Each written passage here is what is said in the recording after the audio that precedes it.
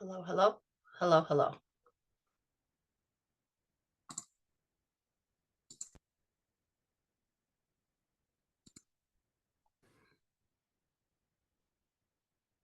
Hello, can you hear me? Hello, can you hear me?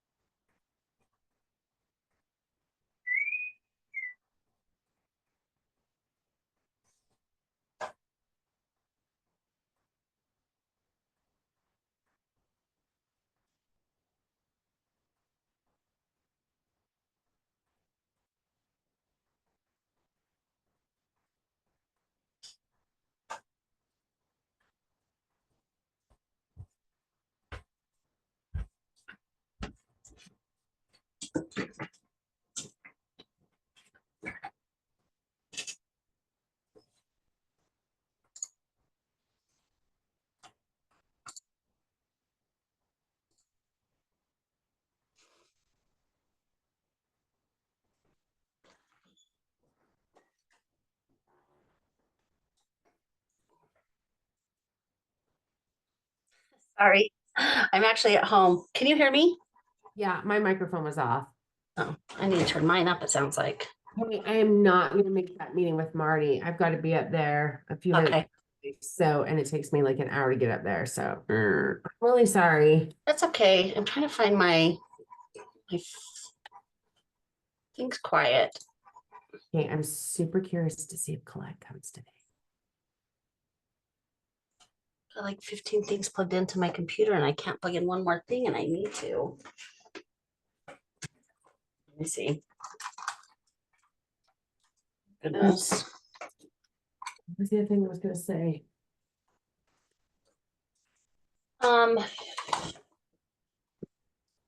so I'll welcome everybody. Just talk about the email that'll be coming out for the conference, just the newsletter actually.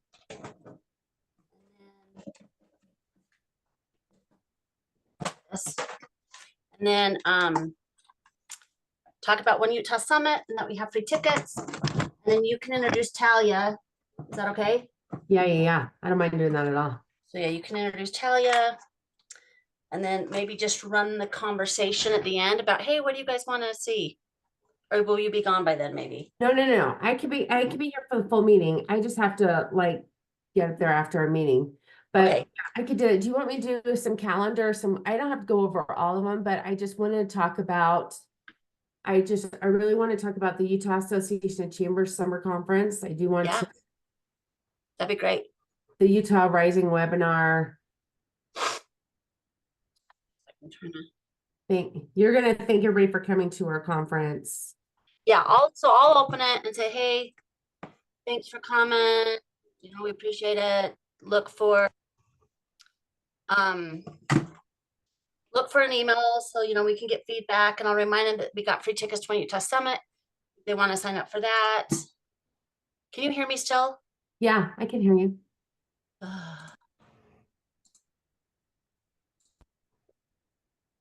Okay, that's not gonna work. I was gonna try to change speakers, but You're gonna remind people at the One Utah Summit. yeah, so let me write that down too.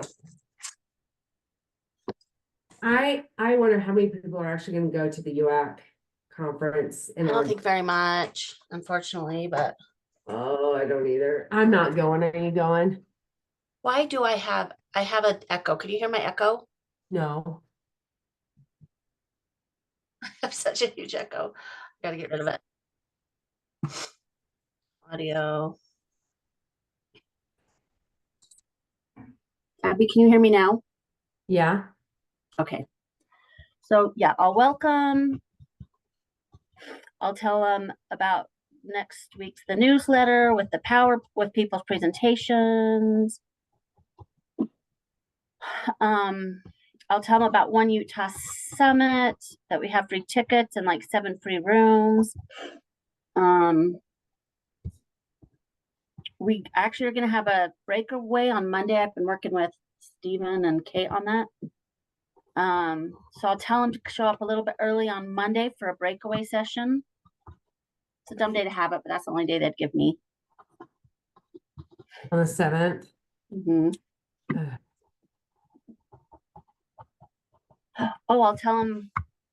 And that is what I've heard is the Sanpete Inland Port announcement. And that's my, Really? yeah, that morning is what I'm being told.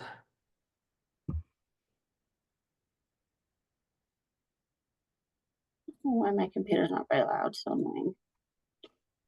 And then, oh, and then I'll tell them that, I'll introduce Jeff and Marty. Let's see if they'll both be on the call.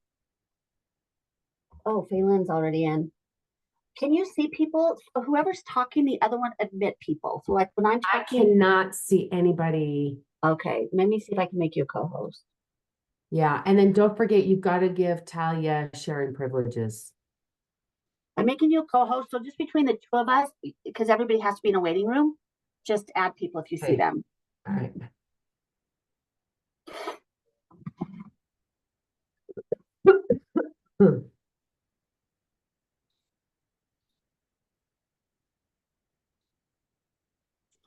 Wait, am I still on? Oh, that was Yeah. scary and weird for a I minute. can't even, I can see like just the top of your head. Hi, Oh, Pam. look. Hi, Phelan. Hello. Oh, and then you've got, oh my gosh, I'm in my bedroom and my dogs are in here. It's just complicated. It's fine. As long Well, as they my don't dogs be are naughty. probably gonna bark in the background too. So we'll just deal with it, right? Oh, my, I don't, this is the weirdest. Okay, there we go. How are you doing? I'm well. How are you? Good. Good. How's Abby? I am good. It's my birthday on Monday, so I'm Ooh, pampered Abby. today. I know I'm excited. I'm trying out, there's this new like reflexology place in Spanish Fork. Uh-huh. It's like foot Oh, reflexology, that so would I'm be gonna try it out. wonderful. So I am going to be like the person, I'll try it out for everybody else. Don't worry. That sounds wonderful. I mean, it's not like I'm getting it for free, but I'll be the one that tries it out and see if I can do it. So How to turn up my speakers. Hi, Trisha. Pat. Hi, Jackie. Hi, Jeff. Hey, happy Friday. We made it.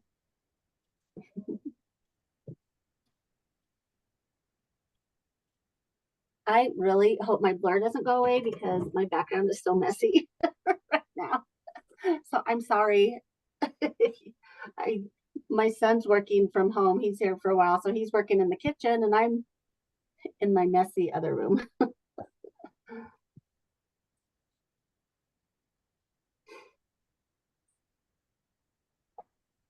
Hi, Holly. Hi, Melissa. This is your first time. I love Hello. everybody. This is Melissa's first time, so she got an extra hello. Jackie's there. are you doing? Jackie, is that like your office or what? Is that? Me? Yeah. No, Jackie. Jackie, you're Oh, muted. Jackie. I I can't can't hear you. unmute. Oh, there we go. Okay. Yeah, it's my laundry room slash office slash Okay. craft room. I It's pretty actually, amazing. I thought it looked like a laundry room at first, but I'm like, dang, that is too cute of a laundry room. So it can't be your laundry room. It's pretty large. Once it's all organized, we just finished it. I'll show it to you one day. Yeah, you did not want to see my laundry room. This is not that cute. Abby, what is that, a requirement? A cute laundry room? That's It's also, gonna- I it's gonna be forgot, cute. Jeff. Jeff is the cute police, right? Just wondering there. Hi, Ginger's office. I know your name's not Ginger. Tell me your name again. I'm Natalie. Hi, Natalie. Welcome. Hi, thank you. Hi, Holly. Holly, can you hear me? Hang on. Can you hear me? Yes. Will you take a minute and tell us about your event coming up? It's in August. Did we miss it? I hope not. No, August 29th. So after we get started, before I turn the time over to, after Abby does the calendar, and before Joel, I'm just gonna have you tell us about that real quick. Okay. Yeah, that's super important. Everyone's invited and we want all the chambers to really celebrate Constitution Month, and I've sent out those ideas for everyone. And then for the Sanpete County Chamber, Ephraim Mayor John Scott is really on board. And for their Ephraim City Council retreat, they had Why I Love America come and present about this event and the month. So if we can get Sanpete County Chamber to work with Mayor Scott, that would be awesome. Great. We announced it in our meeting and I've put it in our newsletter for the past 2 weeks. So I think. And do you have people are those aware. lists? Do you have that list of ideas that you I can do. Yeah. Okay. Yeah.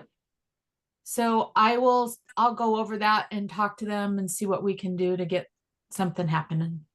Okay. And we'd love to see you on the 29th. Anybody, I know it's a little bit of a jaunt to come up to the Capitol, but it's going to be a fantastic program. Okay. And I'll try to make it up there.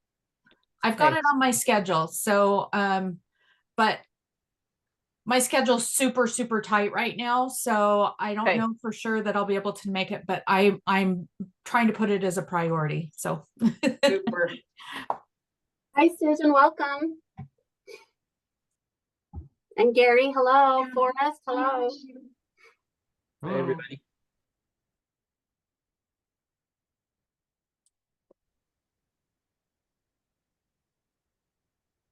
Awesome. Okay, we'll go ahead and get started. Thank you everyone for being here. Such a fun conference. It was one of my favorite, I think. So thanks everybody for being there. That was lots of fun. Of course, we'll have those yearly and we're kind of taking proposals for where it'll be at next year. So we're excited about that. Next week, you'll get the newsletter, which will include kind of the people that are vendors at the conference, the local Bear Lake businesses. And so we're going to have a link to their like Google pages so you can go in and like 5-star them, give them some great chamber support. Also, it'll have the speakers, presentations, or one-pagers. So that'll all be in that. So if you had a great speaker that you loved, it'll be in there. And then also we'll have our sponsors and a link to them if you were able to talk to them and want some more information, because of course they all had fantastic stuff to share. One Utah Summit is coming up. Everybody's got to go. It is actually one of my favorite conferences. I always say that, but it truly, truly is. It's in Southern Utah in October. So we do have 20 complimentary tickets that are going right to our chambers. If you were at the conference, you're already on the list to get a free one. If you weren't and you want one, make sure you reach out and and we'll, because we have 20. So, and if we end up having more than 20 people that want to go, we'll make it happen. But please come. It's lots of fun. And then we have a breakaway. So the conference doesn't start till Monday. I can't remember what time. But sometime during that day, RUCC has a breakaway, and Governor Cox comes in usually, or if he can't, a lieutenant governor comes in. But it's such a great little intimate setting where we can meet with the governor or the lieutenant governor and kind of talk about concerns. So it's a great breakaway that you're all invited to. We always have a dinner party because RUCC loves our dinner parties. So we're for sure going to have one of those. Probably will be in Parowan again, which is cute. It's worth the 20-minute drive. But and also if you do get one of the free rooms that we only have 7, but that's also in Parowan. Just a heads up, you would have to drive 20 minutes to Cedar, but I'll be driving to 20 minutes to Cedar too, so it's not a biggie. Also, the UAC conference is coming up in August. I'm really hoping to make it. That's wonderful also, but I'll have Abby tell you a little bit about that. And also, I wanted to introduce a couple new board members of ours. I didn't even tell them I was going to, but Jeff Razor, he is our new ambassador chair, which will be awesome. We're really hoping to reach out to some of the chambers that we haven't engaged with yet. So he's going to help us do that. Jeff's awesome. Most of you know Jeff. We're excited about that. And then Marty Partridge from Vernal is going to be our new conference chair, which will be great because we're just going to have spectacular conferences every year. So, but you know, what's so great about them is it's just obviously the networking and the friendships that we make. So that's been lots of fun. I'm trying to think what else will be in the newsletter, but the upcoming newsletter will be important. So make sure you look at it. If you have emailed me about a free ticket, I'm going to send you a Google link or like a complimentary room. I'm going to send you a Google link. And so just make sure you put your information in that because sometimes my emails get lost and I forget. So I'll make sure I get that out. But welcome again. We're going to turn the time over to Abby to talk a little bit about the calendar and the UAC conference, and then we'll go from there. Okay, so we wanted to talk about the couple things coming up that you'll see on your calendar of events that comes up. We've got the Utah Rising webinars, so all the links are in your emails that come out. The Utah Rising, that's talking about the future of the economics and what's coming up in Utah, and they really encourage chambers to be a part of that. So the links to that are in your what even came out this morning there. And then also we want to make sure that y'all know all about the Utah Association of Chambers Summer Conference coming up in Logan. And we really appreciate the Utah Association of Chambers. They're really great to host us, and really they really do take care of us, and we really appreciate them. So we just want you to make sure that y'all support them as well. They've been their conferences are great, and we really enjoy them as well. So that's coming up the end of this month in Logan. And then also they've announced the dates for the winter conference, February 13th and 14th next year. So make sure you guys put that on there. And then I think Holly, did we already talk about that date, or did you want to announce it now that we have everybody in here? Oh yeah. So I'm putting on, hi everyone, I'm putting on a little different hat here. I'm on the Why I Love America committee. If I show something in the camera, will it be backwards? Let me add you as a co-presenter if I can find you. She just held it up. It's okay. Yeah. Okay. Does it show backwards or does it show correct? It's correct. It shows correct. Okay. All right. So I'm on the Why I Love America committee for the state of Utah. It is an initiative to get people to read the Constitution, to teach it, and there's all kinds of fun activities and initiatives that we are doing. The kickoff will be for the month of September because Constitution Day is September 17th. The kickoff will be August 29th at 10 a.m. at the Capitol. We are inviting all the mayors, all the chambers.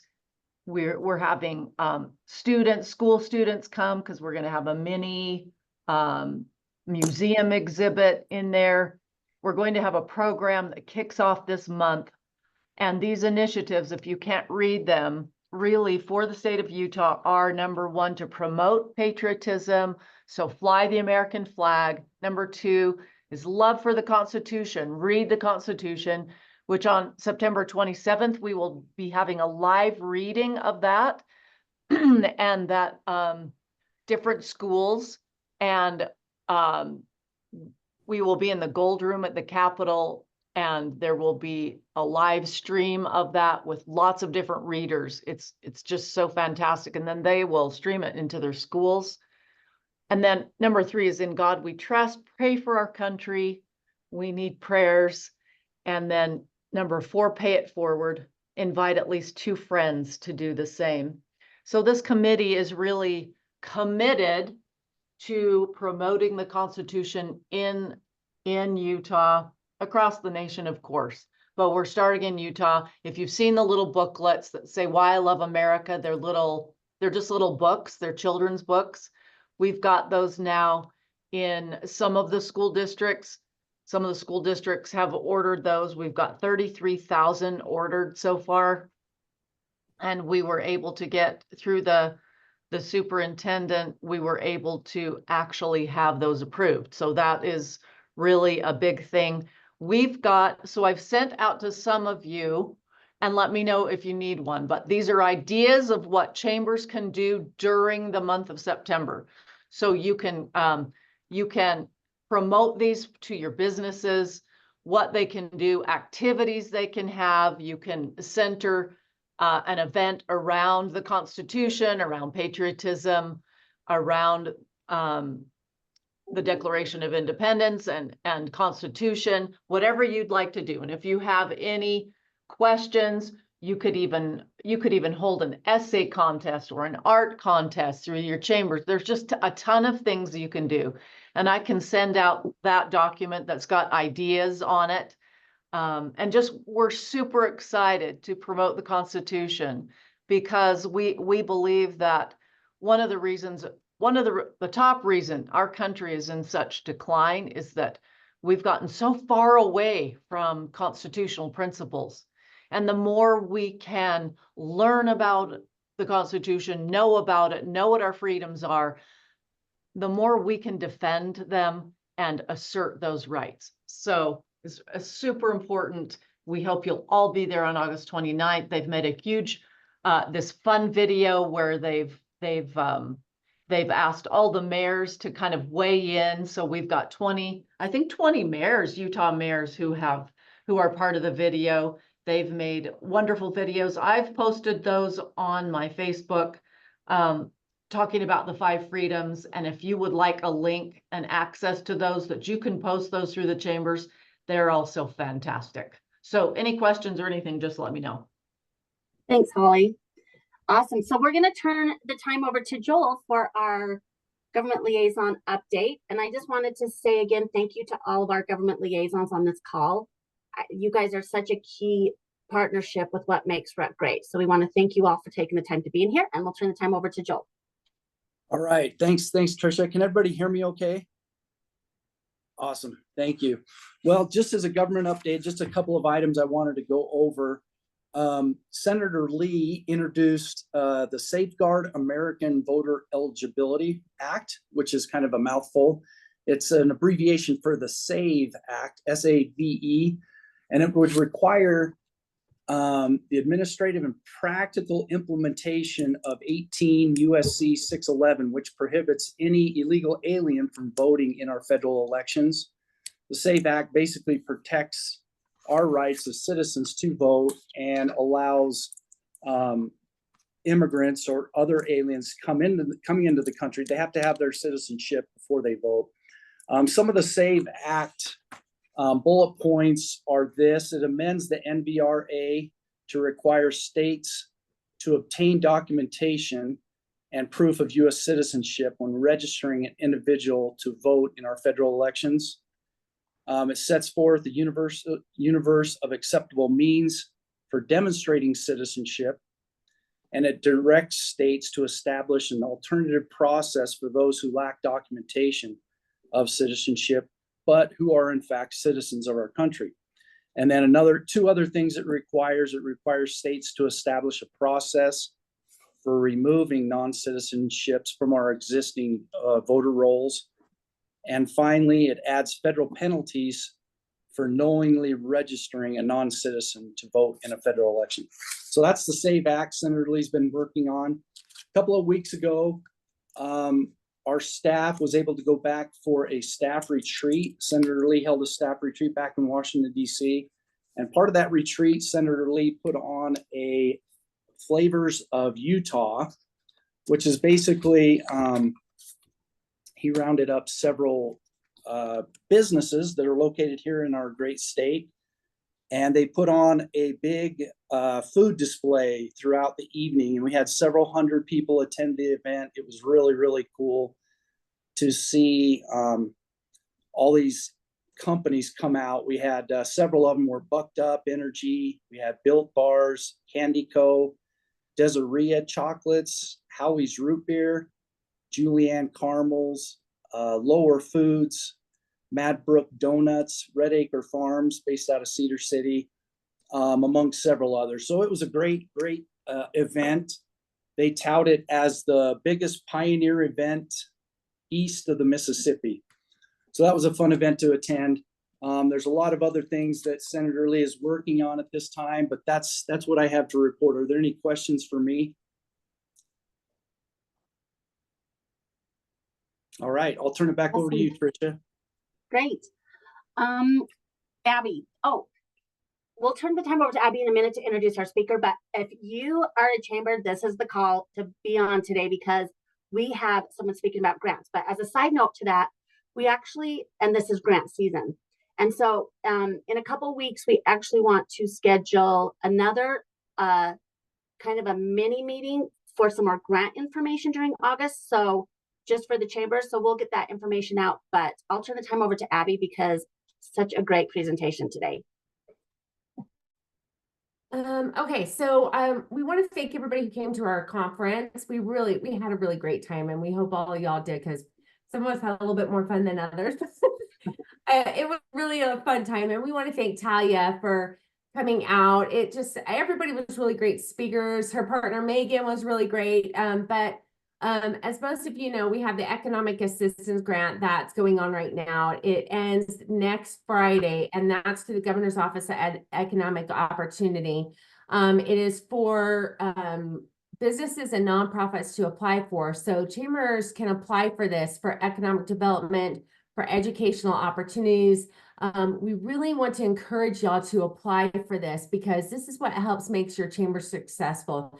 This is what is going to help your communities really develop and your businesses developing. And so Talia she's a specialist in grant writing. I actually took her course. I met her a year and a half ago at a women in business group down in Richfield. And so I took her 2-day class and was just blown away by her. And so when we were talking about speakers for our conference, I'm like, we have to get Talia. I know she lives in the middle of nowhere, but we have to get her to come up because she's amazing at grant writing and just how she does it. So I actually learned from her how to do grant writing. And when I did my first round of grant writing last year, I was pretty successful at it. So I was so happy to have her come and do it again. And so when I asked her if she would kind of do the second run of this year, I asked her specifically about this EAG grant. And she said, oh yeah, I can totally teach everybody how to do this, specifically for this. So that's why we brought her back to kind of do a quick introduction about this specifically. She's going to teach us how to just write for this and for our chambers how to do this. So I will turn it over to Talia right now.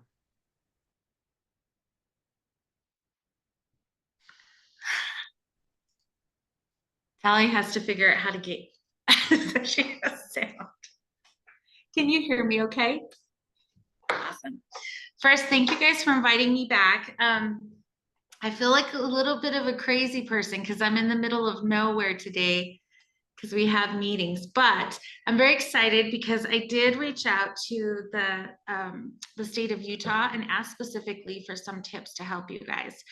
And then because I think it's going to be easier. I'm going to show you some of the documents that I create and share them with you specifically for my clients, so that you can use them as you're developing your program, because I think that's super helpful. And then we'll go through, I'd like to be able to tell you what the programs are, but they're more concerned about making sure you guys know your budgets, and kind of the parameters for which you can be most successful in obtaining the grant. So how many people are in here? 43? Oh, wow. It's everybody. I didn't realize that. So really quick, if you guys would mind just telling me how many of you are actually ready to turn in your grant and have it pre-written. Just even if it's with the raise of hands. One, going through. Okay, so most of us are just trying to figure out our idea, right? Awesome. Okay. This is great. That tells me where to start. All right, in the chat, I'm going to drop really quick the actual application. When you get these, and if you're ever doing them and they have a portal, go in and do everything that you can to pull out the information in the portal. Chat. Okay, I have to.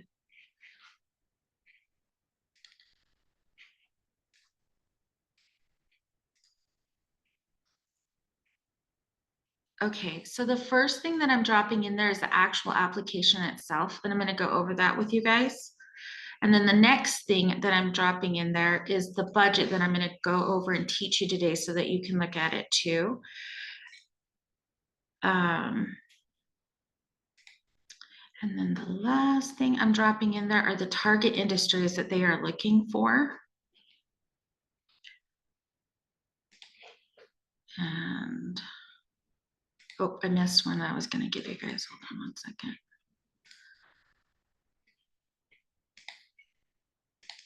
I've been trying to figure out how to give you all these files without having to have all the emails to do it. So I was like, I'll just drop it in the chat. It'll be the fastest. Also, you guys, I'll put them in the newsletter. So if you miss them here, they'll be in the newsletter on Tuesday. If that's okay, Talia. Yep. Okay, one more. So the last one that I want to give you guys is how to do a project. And it's just, where is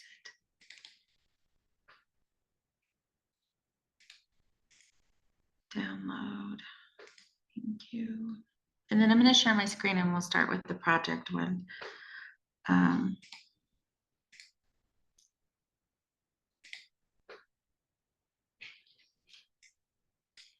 Thanks for being patient.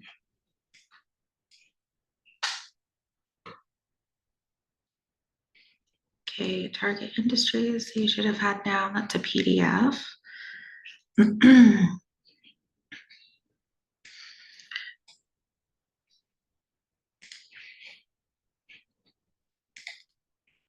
just had this weird thought. So if this, hopefully it doesn't have anyone's stuff in it, because sometimes I have my clients download it and then they don't know how to do it and they type into it and I'm like, no.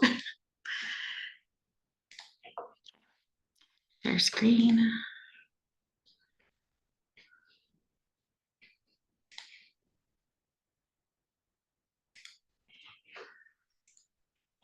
Okay, are you guys able to see that? So I'm doing today's class a little different. It's going to be super practical. So I don't have a huge, beautiful presentation like I normally do. When you open up the very last document I gave you, it's for projects and program development. And usually when you are going for a grant, you don't, like I said in the class, you don't want to have a project that's so big that it's difficult to get funded. And that's actually one of the first warnings that they gave me about this grant, is that everybody goes for the $200,000 tier. They purposely switched the tiers from 4 to 3. And they did that to try and drive people to the $100,000. He says that's kind of the sweet spot, where if you're working on a on a proposal to try and do between that and 50,000, because everybody asked for the 200,000, so it becomes extremely competitive for you to be able to do that. So when you are breaking something down, you want to have it be an idea, a project, or a program. And for this class, I'm going to also add in that it can be an event. So they're looking for also conferences, workshops, anything that will help you be able to have a little bit of an edge, because the grant itself is a really narrow focus area of aerospace, finance, life science, healthcare. And they want you guys to be able to remember that as a chamber, you guys touch on all of those things. Because you're working with businesses, you're helping provide education, workshops, anything that helps a business be better. It also can be used for recruitment. So if your chamber lives in an area where any of those things are happening, or that you could help cultivate those industries, it's okay if you don't aren't directly affected by that.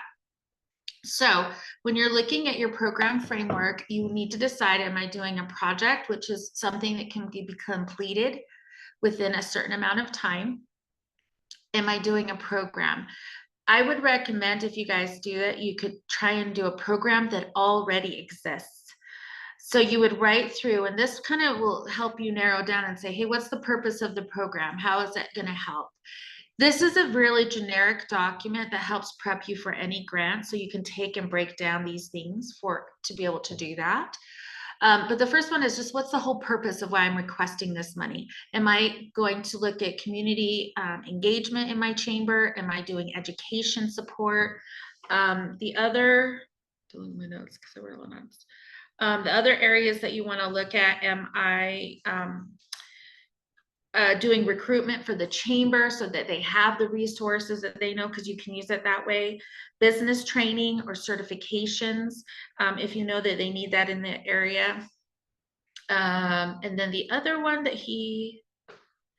in conferences. So if you guys know that you want to put out a conference. So in San Juan County, I helped them do their base camp conference. And the whole point of that was to give really practical information to the business owner. So that's an example of what you can do. And then the outcomes of your goals. So these are called your deliverables. And when we look at the application that I gave you, I'll kind of go over this, but a deliverable or the outcome is just what they want to know at the end of this project. What's going to happen? What is it that's going to make a difference for your businesses within that scope of, hey, we're supporting them to be better, to be resilient, to get startup, whatever it is that they may need, or access to resources. And that's what you're going to want to kind of calculate out. So for example, we're going to do a conference. At that conference, we're going to have all of the agencies coming in from the state of Utah that support and help businesses. That could include sales tax. That could include, like, be creative of how you're partnering with those organizations. And the idea is just to make it so they have access to it. You can do a workforce development fair so that businesses that are in those industries, or it's really any business that you touch, but you're going to say that these in those 5 focus areas, those businesses could come in and try and find people to work for them. So there's a lot of different options that you have. If you're going to do a program, so program is something that is completed in that within a year, we have a goal of what we want to accomplish, but the program will continue. They strongly encourage that if you have existing programs that are already running, that you can bolster those already. The other thing that they are looking for is anything that helps promote as a whole, a chamber, that you are helping promote businesses with marketing, and somehow making it so all businesses kind of rise up in whether it's social media, they're getting websites, they're getting trained on how to do their own websites, they're getting trained on even like Canva. So they're coming in and doing like classes on Canva. And if you're like, I don't know where to go for that, I will make a plug that Megan's company, Ashtech, actually has those available, and they can be done virtually too, and she can come in person if those are things that you're interested in doing. But you'll want to just make sure that the funding request you have, this is super important, does not focus on administrative costs, okay? The administrative costs are, I'm gonna list out in the budget, I'm gonna look over those really quick, but anything that if the program is going to go to fund a staff member, but they're not directly related to the program, they're not going to fund those. Those are administrative costs. If it's a direct cost, and this is really important, that if the program requires that time for that person, then they'll consider it, but they don't want them really heavy on administration. Does anyone have any questions before I keep going? Because I'm talking a lot. I know we have limited time. I love this, Talia, because it really helps you focus, and I'm looking over this here, and it like helps you focus and not forget things, because I think we forget a lot of stuff, and you know, it helps you do things. So like if you're doing a conference, it can also help you pay for your staff, you know what I mean? Yes. So if you want to do a conference, but it can help you pay, you know, if you're working on limited funds, like if we're a small chamber, Yep. you can actually get money to help pay for your director, because And they're it's at a doing all that. percentage. Yep, exactly. And that's how you want to think about it too, guys, because the director's not going to be 100% on the conference, but maybe 15% of their time will be, and that they're going to be supplemented for that, attach a value amount to it, and that will work. So it's not their whole salary, it can be a part. So yeah, that's perfect. Well, And the other reason this is super great, I love your comment, is that all of this stuff is what grants will typically ask you. So if you guys use this and break down all of your programs, you're kind of set for every single one, and I don't need a job, so you'll be good. Anyone else before I keep going? Can't see everyone. I'm on a teeny computer, so I'm going to assume we're good if I don't hear you. Okay, awesome. All right, so the other thing that you're going to think about in the asking the grant is your geographical area and service area. And that's super important as a chamber, because you guys serve such a wide variety of area. That's another reason they're excited and willing to invest in what you're doing, because they want it to be as impactful as possible. So this is where marketing and recruiting could come in very helpful. I have a couple of suggestions that people don't think about, because usually you think, oh, we got to do social media. I would suggest that you guys, when you think about the marketing and recruiting, is maybe doing underwriting with your local radio station, because they'll cover. So for example, Moab station just actually covers now Emory, San Juan County, and Grand County. If you do underwriting with them, all it is because they cannot technically do commercials. What it does is that right after a program, it'll say something really simple like, yeah, come join the, I don't know, the San Juan Chamber, and you'll be able to come and have resources to learn how to register your business. Or it can be really simple of something that you're doing.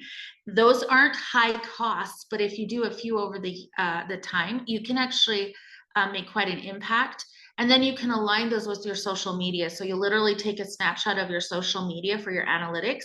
When you start running the underwriting, you can start seeing if you're going to have more people paying attention to what you're doing. And just, you guys are, I want you to remember, you're listed as a corporation when you're a nonprofit. So it's just as important for you to market yourselves as it is for a business to do that. And people you need to get out there to do that. And that's what this grant wants to encourage, is how are people going to know about what you're doing for them as much as what do you need to do. And you can do that also for your conferences. You can use it for marketing materials like the banners, things to print brochures. You can use it to, even if you want to do mailers in some areas like St. George, I know there's a lady who does great mailers. And you can use that as part of your marketing materials. And they're not going to penalize you if you're a little heavier on marketing than you would normally be. The other thing too, when you're looking at your geographical area, if you guys can kind of go do a census and you see like, this is how many businesses we can serve. You probably should know these numbers anyway. But this is how many that potentially are in the 5 service areas. And this is how we're going to go and try and recruit them, because we're not, and that can be your narrative. They're not currently part of the chamber. We're going to go try and use that for recruitment tools. How are you going to do that? And that's another powerful tool. Okay, the other thing is, and this one is super important to the state, and it's one of the questions. Describe how grants will promote and support economic opportunity in the state and local community. I think what happens a lot of times is we look at it and it's such a broad question and we're trying to go a little too broad. I want you to be specific and start with your local community. So go from from micro to macro. So in our area, our goal is we have 158 businesses. We only have 48 enrolled. We believe that as we market or have a conference or do this, we'll be able to increase our enrollment to an additional 25. We're going to actively target those 5 areas that we were talking about, and our training will be able to help those businesses grow, which in turn, which we all know, it'll increase our taxes for the economic development. It can improve community living. It doesn't have to be dramatic. It can be those kind of things. The other, it could, if you're by Hill Air Force Base and they make small parts and they're able to produce more because now they know how to go and do government contracts because they came to a conference where they worked with Apex and learned what that does for them, then that's another way that you can say that you're really helping the economy by doing that.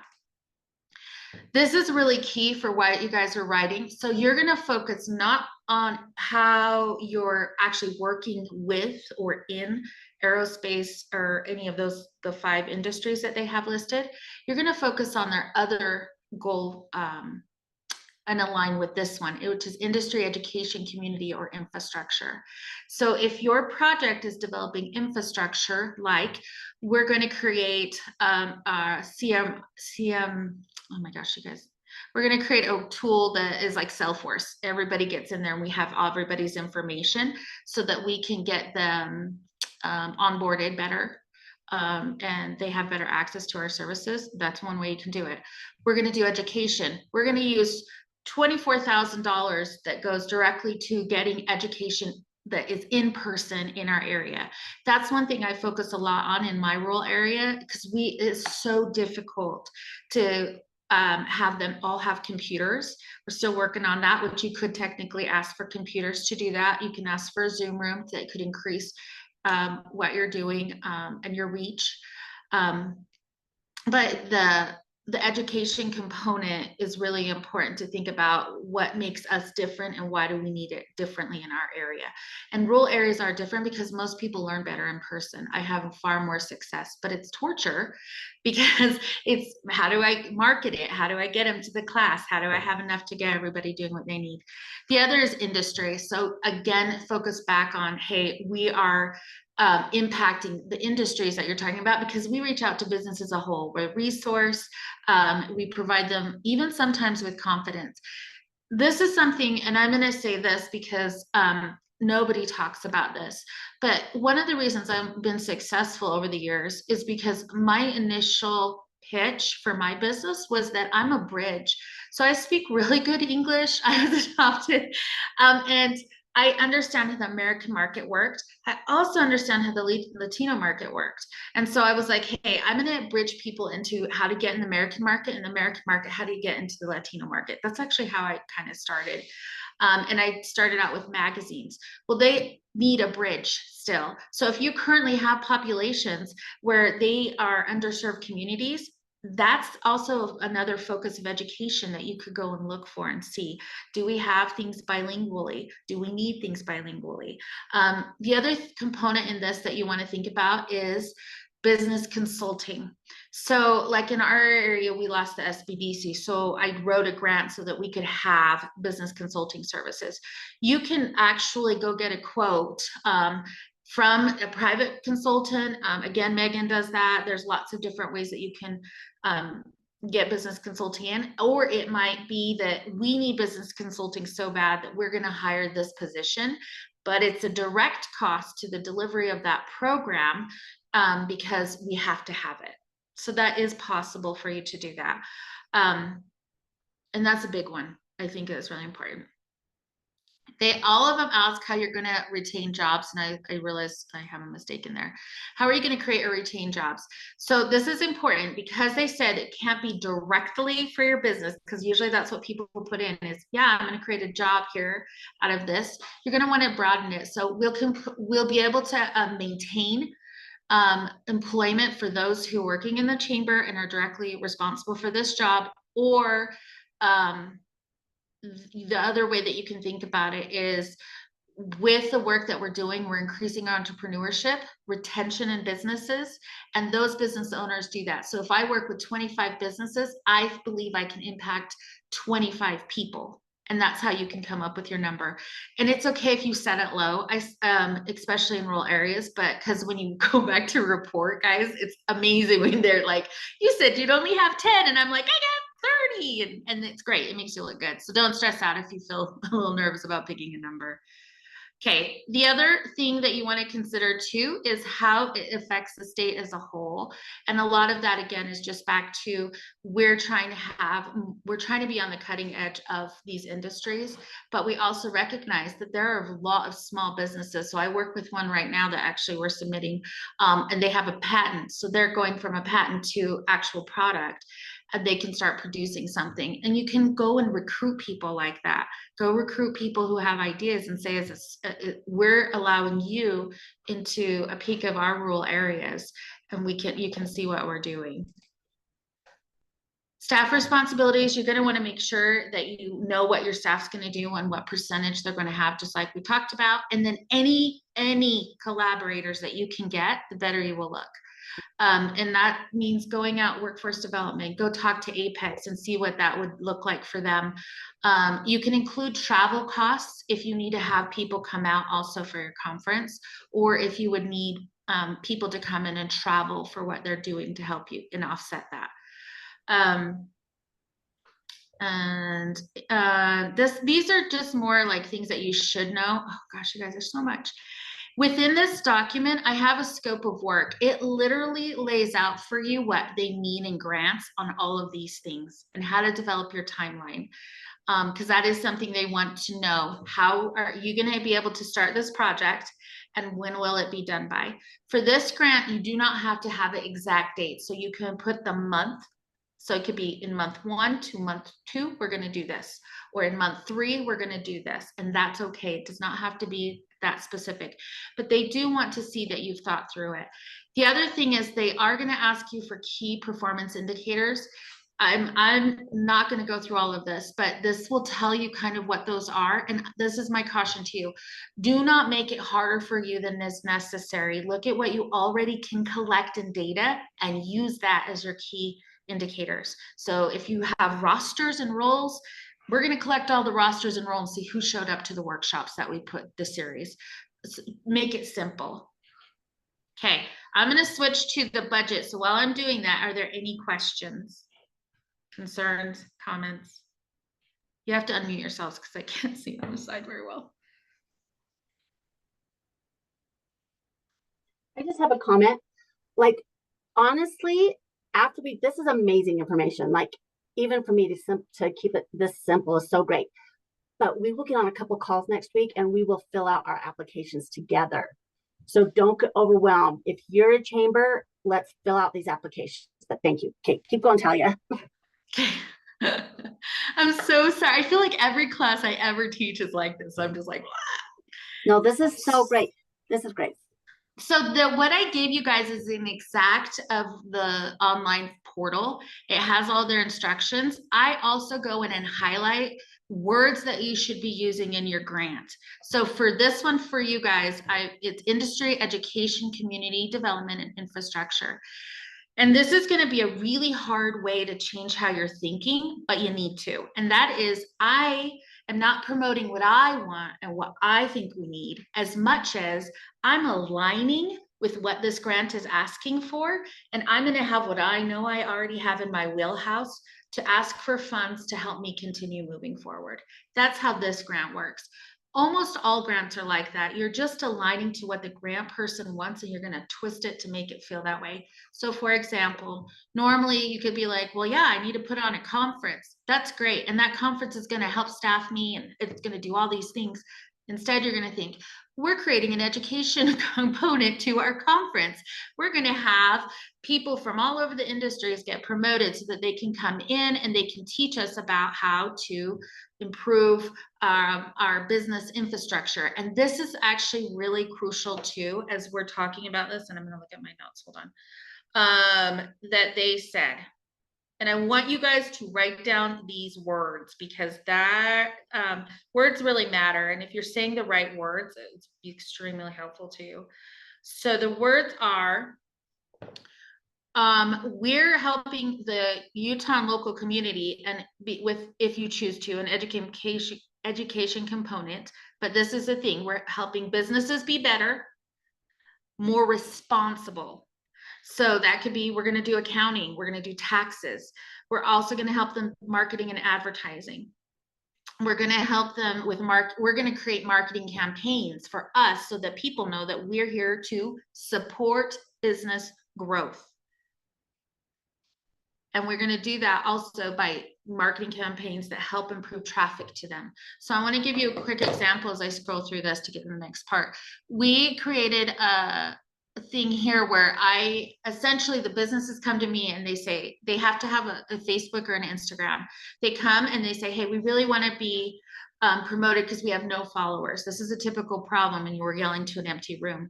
So one of the funds could be asked for, hey, we want funds that we can use with a local movie theater. This is how we did it. Everybody gets a free ticket, but they have to go and follow them, and then they have to like one of their Facebook posts and comment. Then they get a free ticket, and they don't get a ticket. And anyone in the community can do it. And then you go to the theater and you say, how much is it going to cost for us to rent out this theater? And that's how you do it. And how many seats do we have? It was super successful. So that's a simple thing, but you can go ask money for that. And you can say, we're going to do it 6 times in the year, and that will work. So that's one way that you can promote. When you're going in to fill this, you guys, one of the first things is you want to claim your business confidentiality. And that's just because if the federal government and the states can get grandma requests, they can request to see your stuff if you don't put that in there. But because you're your own business, you don't have to do that. That's why they have that. You'll mark, and this year, they don't care if you're a nonprofit that's a 501c3 or a 501c. Oh my gosh, that was really hard for me. They don't care. So, which is great because half of you guys have the wrong listing for going and apply. But one of the cautions they said is it cannot have any political component to the request because then you won't get it. It has to stay targeted to the businesses. You'll go through all this. This literally, I highlighted the ones that they care about if you want to figure out how to do that. And then the other thing that you really need to know is, sorry. Characters, okay? This is what every year it gets everybody. And when I do last minute ones for this, it's the same problem I have. You have to know your character max. And it's character. Sharing? Oh no! Are you kidding me? Sorry. I couldn't see anything. I'm like, wait, where are we? Thank you for saying that. I'm not on my normal computer, so it's making it harder. Okay, so like in question 27, when you guys go through the one I did, I have the character maxes. So you know this question, this is how many characters I have to do it. Put it in here, type it out, make sure you have the right characters because otherwise you're going to be in that portal and you're going to have to be adjusting it. The other thing is they are so sick and tired of seeing grants that are misspelled. So they don't do spell corrects in there. So they would like you guys to try and pay attention to those too. And that's like as a whole when I teach people. But each one of the questions that matter, I have a character max and everybody thinks it's going to be the same, but it's not. So like this one's 9,000, this one's 10,000. And then the last thing in what you guys saw is I highlighted the questions that they really want you to focus in on those things that I've been talking about. So I think I highlighted them. I'm supposed to highlight them. Oh, I did. Okay, so question 27. Question 28. Do you recommend using like any kind of AI Oh, Talia, sorry, I had a question for you. Do you recommend using any kind of AI tools to help write it? Yes, you can, but read it and don't.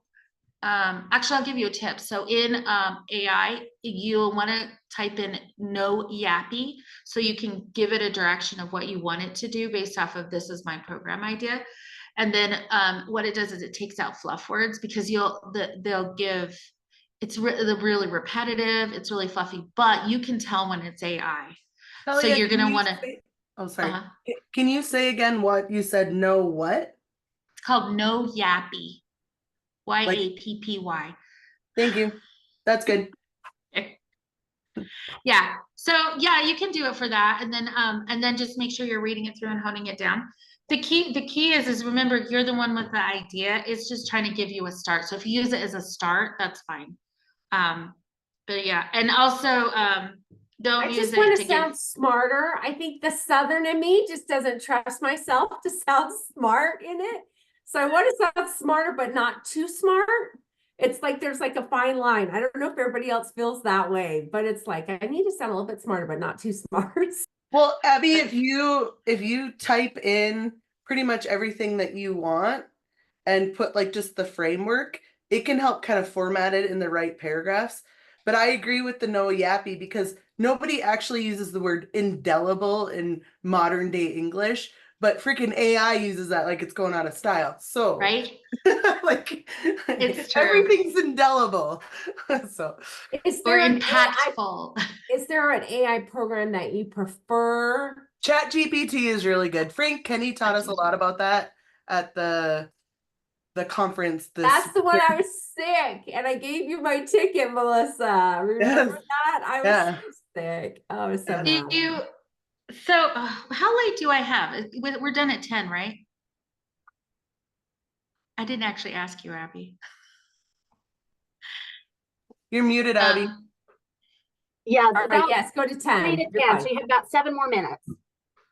Okay, so I do use AI when I'm working on really big projects. Same reason. It's not even, and I don't do it because I'm worried about sounding smart. I'm worried because you get fatigued when you're doing the larger grants. But I agree completely. Go in, but put your main idea in there. This is what I'm looking for.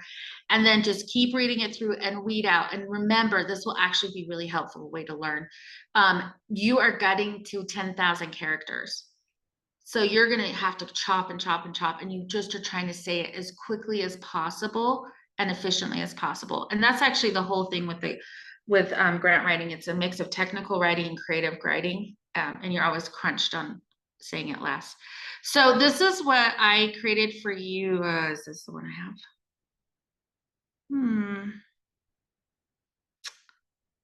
I might send, Abby, I might send you another email because I did a one that has the 3. So I created a template for your project budget. So that, and I did one for project, I did one for a program, and I did one for a conference, because they're a little bit different on how you want to think about them. And I apologize, I don't know why it's not in here. Yeah, we're not seeing anything new on your screen. It's the same Word document. Are you serious?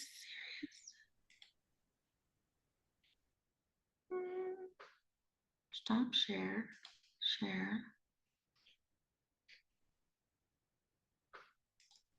Templates. Okay. While she's sharing that too, I really encourage everybody. I think we've all kind of become friends over these conferences and over these times and stuff. Like if we kind of get together and help each other and share each other's grant applications and help each other like look at them and help each other out on this. So. Okay. Can I just say one thing real quickly? Sorry. I used to work at GoEd and I used to score these grants. And so if anybody needs any help, please let me know. I'm happy to help too. That's awesome. Ginger. Oh, that would be awesome. Who said that? She's like our secret weapon. Me, Abby. I'm like, Ginger, what you looking behind? Maybe we can just know what they look for. Maybe we can snag Ginger for a little like half hour. Drop your email in like the chat, please. Okay. Ginger, drop your email. I love that. That was great. Thank you. And if you guys, my schedule's tight. If you want to reach out to me, you can go to my website, latigic.com, and see if you can try and set up a meeting. I can't remember. I think I might only have Thursdays in there, but yeah, I think it's great. Use each other. I think that's important. So the thing I want to touch on under the projects is when I say direct costs, I split this up so you would know. So personnel are the salaries for the project. So that would go with for the program, which would go with for the conference on each of the ones that you're doing. I love, so in federal grants, they have you do justifications for each portion of the budget. I really like doing these, even if I'm not doing federal grants, because it helps make sure that you know why you're doing it and they can see it too. And additionally, it helps with your timeline a little bit. So you already kind of have a narrative what that would be. So like if I put personnel and I'm doing a conference, it would be this person will be making sure that we book all the speakers, they'll be doing the travel, and they'll be doing the check-in. So it makes sense why you're putting them on here. Otherwise, they're not sure why you're doing it. There's sometimes where, and I wouldn't recommend that you do it, but you can put fringe benefits that tie into that staff member at a percentage rate. If you can avoid doing it, I strongly recommend that you do. Travel is any transportation cost. So if you say, hey, we're going to do, we are actually applying to go to conferences. We need to learn how to do these things better. We want to pay for the transportation to do that. Or we live in a rural area and nobody wants to come here because they don't have the gas money. So we want to do an incentive program where they come and they attend and do the whole concert. We'll give them a reimbursement of a portion of their ticket or something like that. You can be creative in doing that, and that just helps with mobility. Equipment is anything that's a specific tool or device that you need in order to accomplish that. So I need Zoom in order to be able to reach more of our area. We need 4 computers, and those computers are going to be used for businesses to come in, they can check out, and they have access to a computer so they can start doing social media. That's an issue that's out here, and we have computers for that.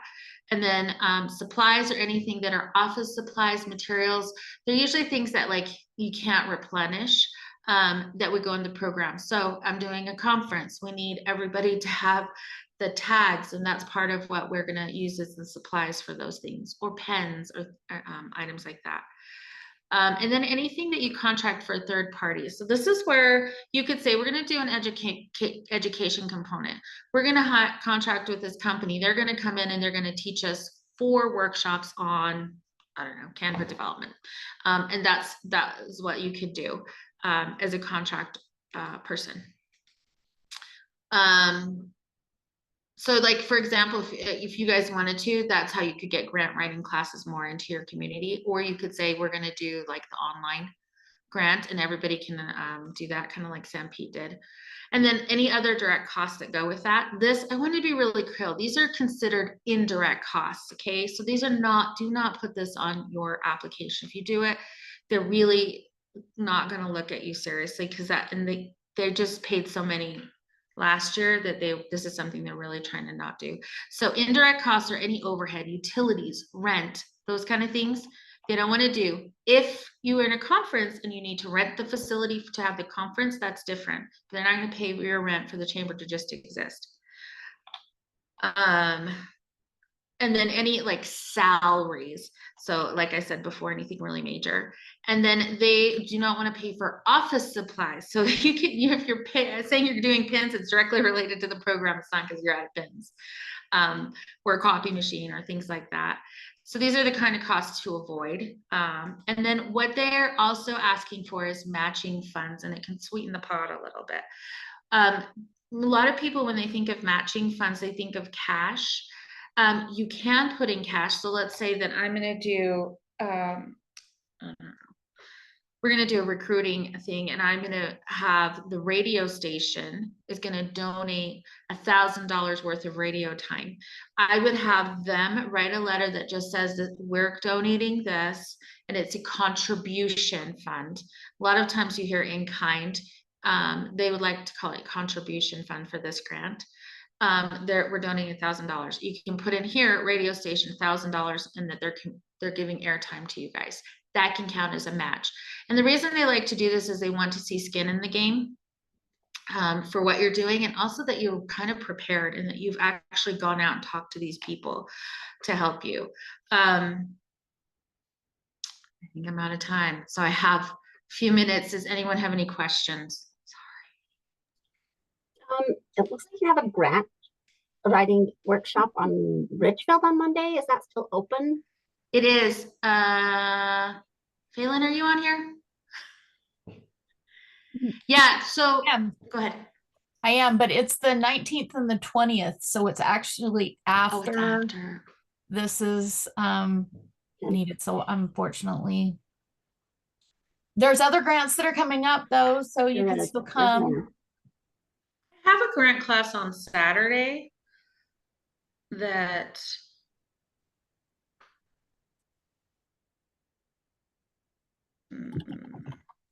Talia, I have a question.